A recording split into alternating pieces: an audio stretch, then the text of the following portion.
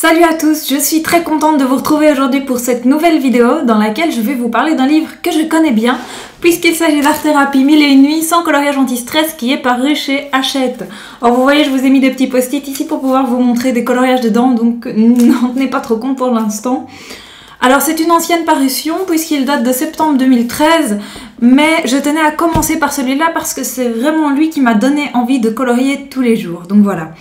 Alors, c'est un livre qui est bien sûr toujours en vente. Vous pouvez le trouver par exemple chez Libris Agora, à la Fnac, chez Club. Le mien ici, je l'ai acheté chez Schlepper. Je crois que vous pouvez aussi le trouver chez Trafic, ici en Belgique. Et ça coûte 14,45 €. Alors, si vous voulez, il est évidemment sur Amazon, mais là, il est moins cher puisqu'il est à 12,90 €. Alors, je sais que je vous avais aussi promis une vidéo sur les crayons. Je ne l'ai pas oublié, mais j'en ai racheté des nouveaux et du coup, j'ai encore quelques petits tests à faire. C'est pour ça que je vous la posterai plus tard. Voilà, donc revenons-en à notre livre ici. Alors, comme je vous l'ai dit, c'est vraiment lui qui m'a donné envie de colorier tous les jours. Alors pour vous faire une petite idée, je l'ai eu aux alentours du 10 mai et en un mois et demi, j'ai fait à peu près 40 coloriages dedans, donc vous vous doutez que je l'aime vraiment bien.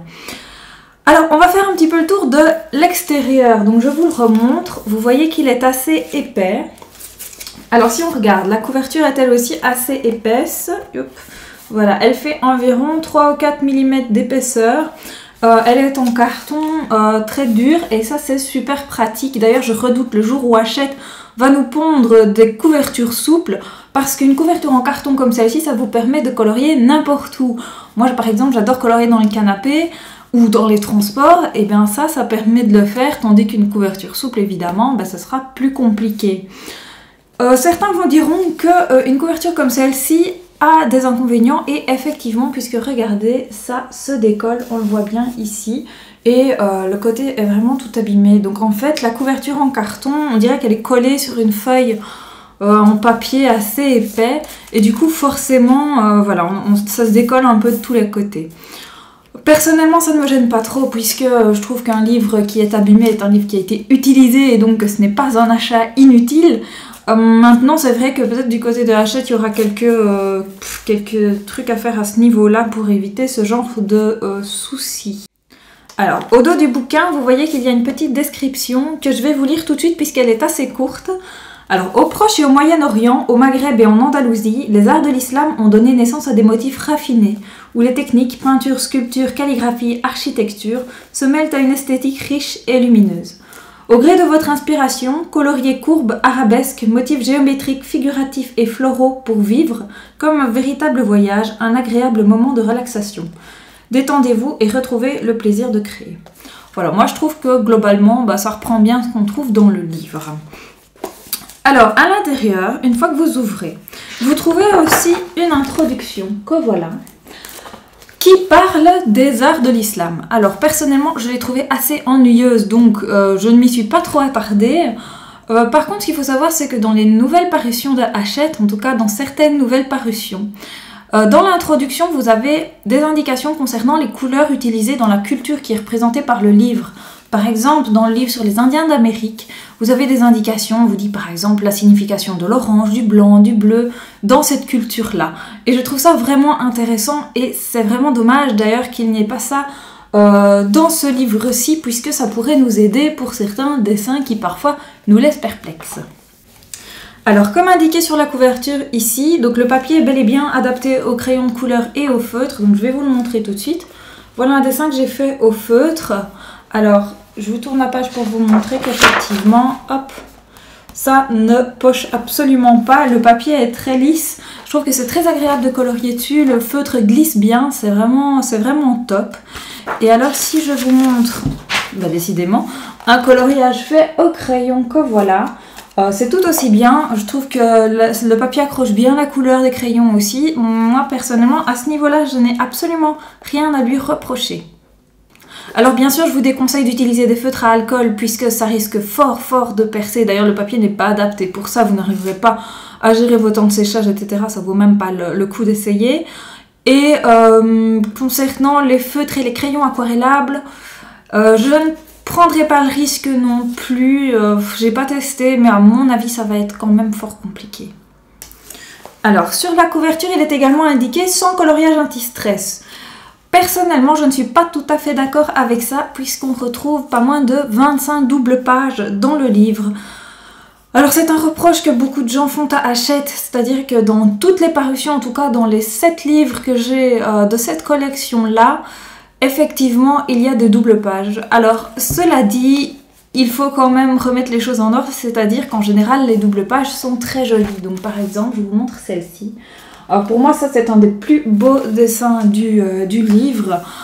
Il est très compliqué, mais bon, il est très très chouette. Donc c'est vraiment rare qu'Hachette nous mette des choses moches en fait, en double page, tout simplement.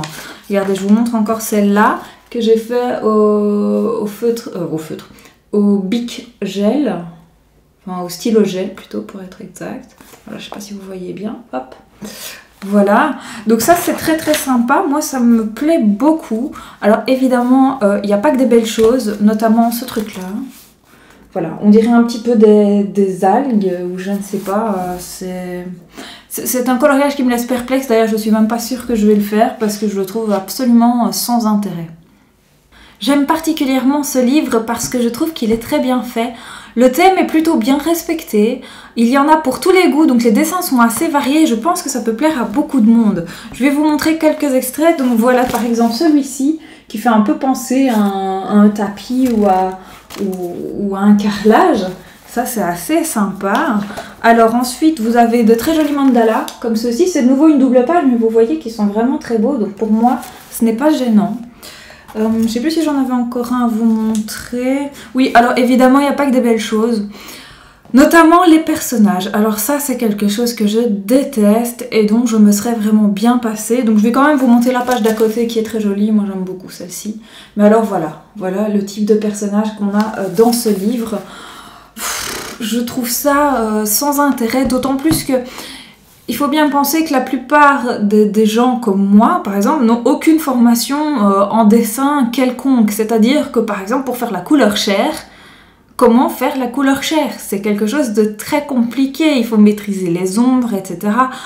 Donc, pour moi, mettre des personnages dans un livre tel que celui-ci, c'est pas nécessaire du tout. Je vous en montre d'autres. Voilà, par exemple, ceux-ci. En plus, je trouve qu'ils sont pas très détaillés, donc c'est d'autant plus compliqué à mettre en valeur. Alors, il n'y a pas que ça que je n'aime pas. Ce que je n'aime pas non plus, c'est qu'il y a certains dessins, c'est assez rare. Certains dessins sont assez grossiers. Je trouve les traits trop épais. Je trouve parfois même que les traits ont l'air hésitants et ça me gêne un peu. Donc celui-ci, voilà, je trouve que dans celui-là, les traits sont assez épais. J'aime pas trop ça. Je sais pas si j'ai l'autre sous la main.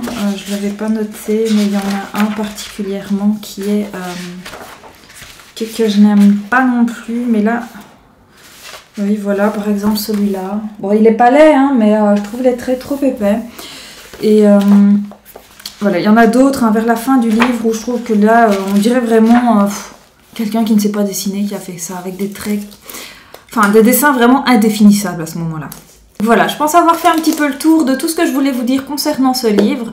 Donc si je récapitule un petit peu, c'est un livre que j'aime beaucoup et que je vous conseillerais si vous aimez ce type d'univers. Je trouve que les dessins sont très variés, il y en a vraiment pour tous les goûts. Globalement, les dessins sont plutôt très très jolis. Après, il y en a quand même certains dont on se passerait bien, comme je l'ai dit, hein, les personnages. Il y a certains dessins aux traits un peu grossiers qui ne sont pas spécialement moches, mais dont on a connu mieux. Et voilà, si vous voulez voir tous les coloriages que j'ai fait dans ce livre, ils sont sur ma page Facebook Sunday Morning Creation, mais je vais vous mettre le lien juste en dessous. Et ils sont aussi sur ma page Instagram. Merci à tous pour cette vidéo et j'espère vous voir nombreux pour la prochaine qui sera sur les crayons.